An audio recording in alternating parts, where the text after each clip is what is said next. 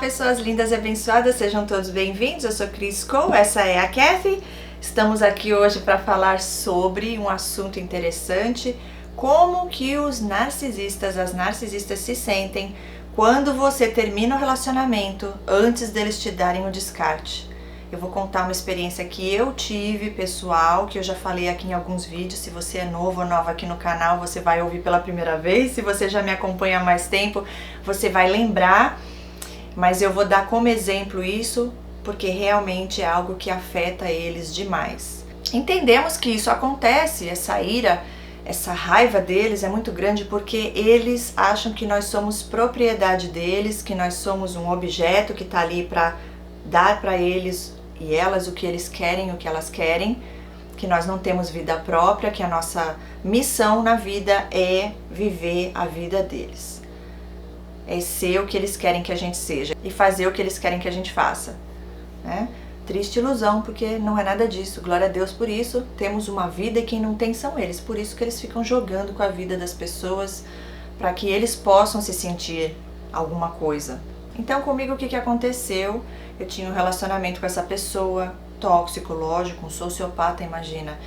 E ele era uma pessoa bem assim, impulsiva, tinha problemas com bebida, né? Bebia muito, alcoolismo. Ele ficava mais... Ao mesmo tempo que ele se abria mais, quando ele bebia, ele ficava mais agressivo também. E muitas vezes eu tentava sair desse relacionamento que eu já estava sofrendo, eu já vi que não me fazia bem, mas eu não fazia a menor ideia que existia esse tipo de pessoa, que ele era um manipulador, um sociopata, que ele era uma pessoa que fazia isso sabendo muito bem o que estava fazendo e com a intenção de me machucar. Então eu já estava num vínculo traumático, porque era um morde-a-sopra, ao mesmo tempo que ele me amava, ele me odiava, e eu ficava ali tentando dar sentido ao que não fazia sentido, já dependente emocional, totalmente, e sofrendo, né? Deus me ajuda. Na época eu não era tão próxima de Deus, mas eu sempre acreditei em Deus e eu falava, o que é isso que está acontecendo?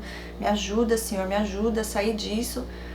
E aí um certo dia aconteceu que eu tinha algumas pessoas da minha família que mudaram para outro país para estudar, e me veio essa vontade no coração de ir, porque uma das pessoas ia voltar. Eu falei, eu preciso aproveitar, né, essa oportunidade, porque sozinha, sem ter alguém conhecido, eu não iria. E me veio essa vontade tão forte, só que eu era tão dependente dele, eu era tão controlada por ele, que eu fiquei até com receio de falar que eu queria estudar fora por alguns meses, período de 6 meses. E para minha surpresa, e hoje eu entendo que foi Deus, porque Deus tem controle sobre tudo e todos.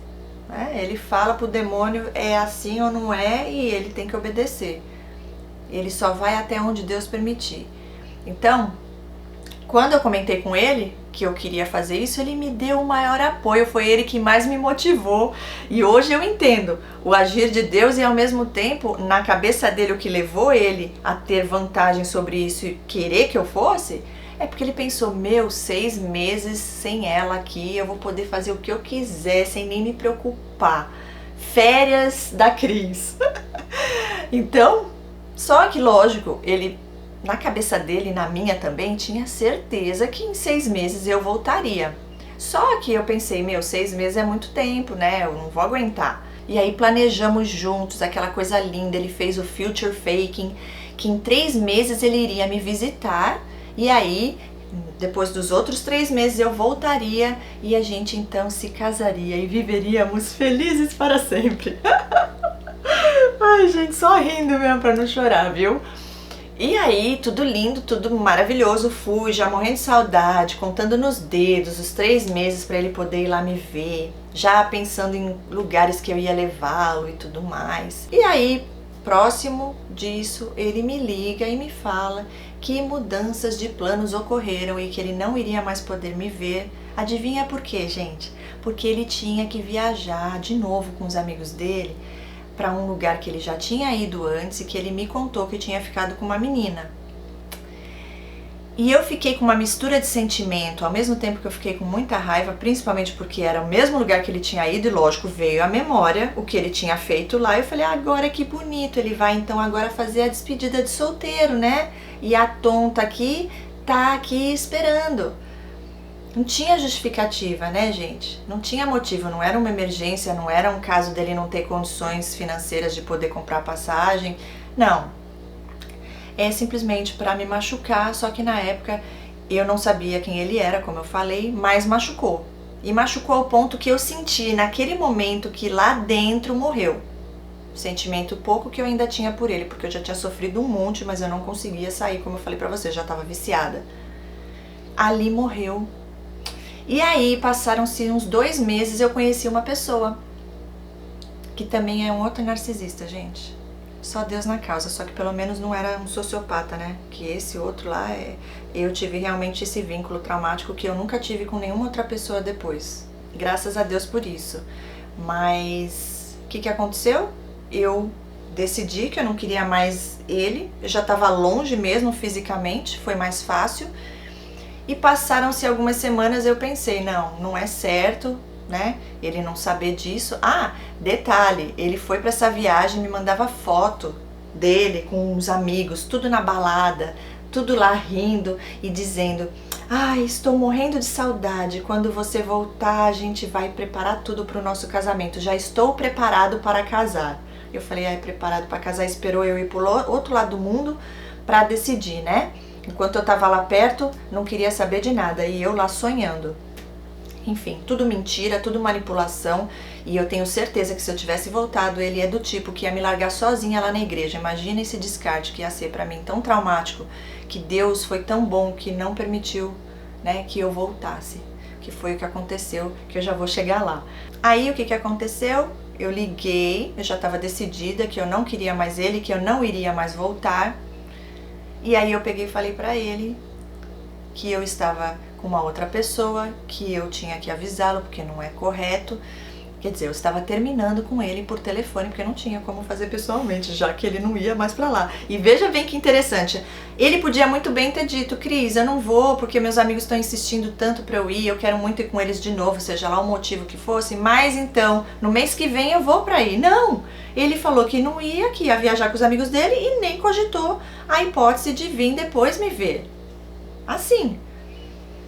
E crente que eu ia voltar, até eu achei que eu ia voltar, né? Mas ele tinha a certeza absoluta, porque ele sabia que ele tinha um controle total sobre mim. Só que Deus é maior, gente. Ai, como eu me alegro de lembrar disso. De ver como Deus cuida da gente sem a gente nem saber, né? E aí o que aconteceu? Quando eu falei isso pra ele por telefone, ele virou um monstro, uma outra pessoa. Eu senti toda a energia, todo o ódio, toda a raiva. Ele começou a me xingar, a gritar no telefone: sua pipipipi, e sua e sua bababá. E eu, né, e eu desejando felicidade, falei: eu tô com uma pessoa e eu tô muito feliz, e eu também desejo que você encontre alguém que você também possa ser muito feliz. Falei pra uma pessoa que conhecia também ele, que tava ali morando junto comigo na época, que eu ia queimar aquela foto que ele tinha mandado. Ela: ai não, deixa comigo, deixa comigo. Eu falei: toma então, pega que eu não quero mais nem ver isso na minha frente. Depois disso eu fiquei tendo pesadelos durante um tempo, porque eu senti tão forte o ódio, a raiva dele, que eu ficava sonhando que ele tava lá indo falar comigo, vindo atrás de mim, aquela raiva dele, sabe? Mas eu orei e graças a Deus passou, nunca mais eu sonhei com essa pessoa. Eu lembro quando eu trago aqui de exemplo no vídeo, nos vídeos pra vocês, porque é um exemplo assim muito forte do que eu passei e que eu vejo que a maioria das pessoas passam quando se relacionam com esses seres. E aí eu vejo como é grande Deus que cuida dos seus filhos e suas filhas amadas, né? Porque foi realmente Deus que preparou tudo isso para me levar para bem longe.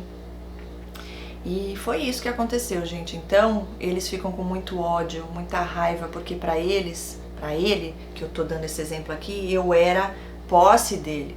Eu estaria lá para sempre e ele iria comigo até terminar o jogo, que era me deixar destruída por completo.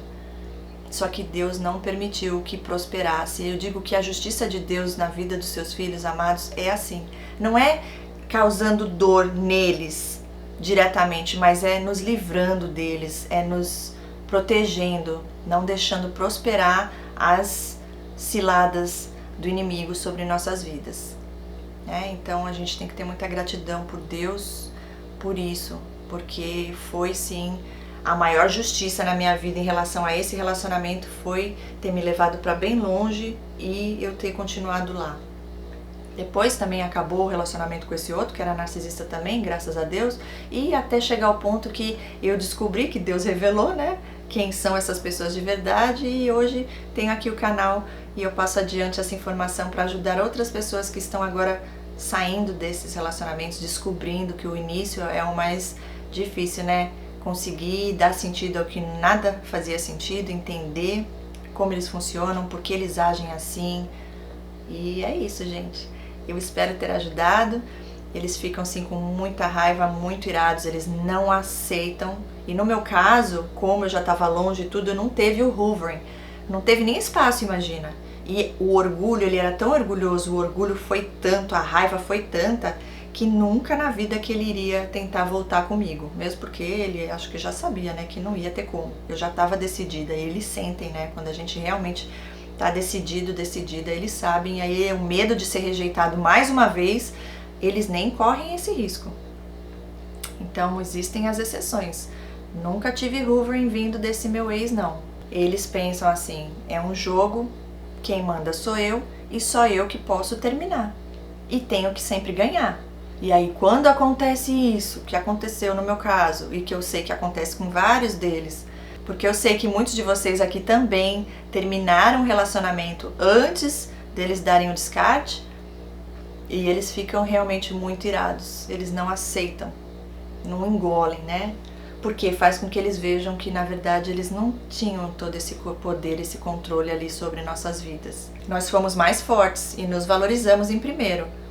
E isso faz com que eles pensem, uau, então eu não importo mais.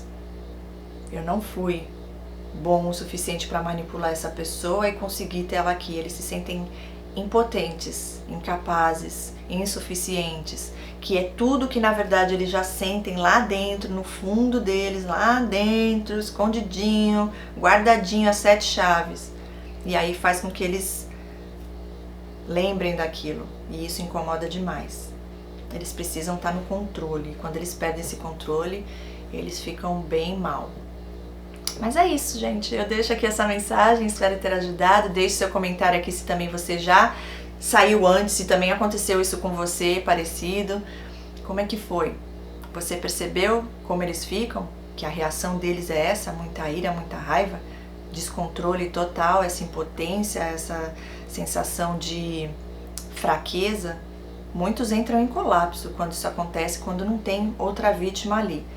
Mas a maioria deles já tem um harém, né? E aí é só lidar mesmo com essa situação ali, com o orgulho deles e seguir adiante, que foi o que eu fiz, né? Mas eu sei que essas pessoas nunca esquecem.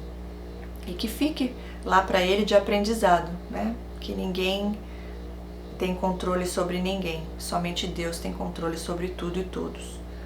E é isso, gente. Beijos, fiquem com Deus e até o próximo vídeo. Tchau, tchau!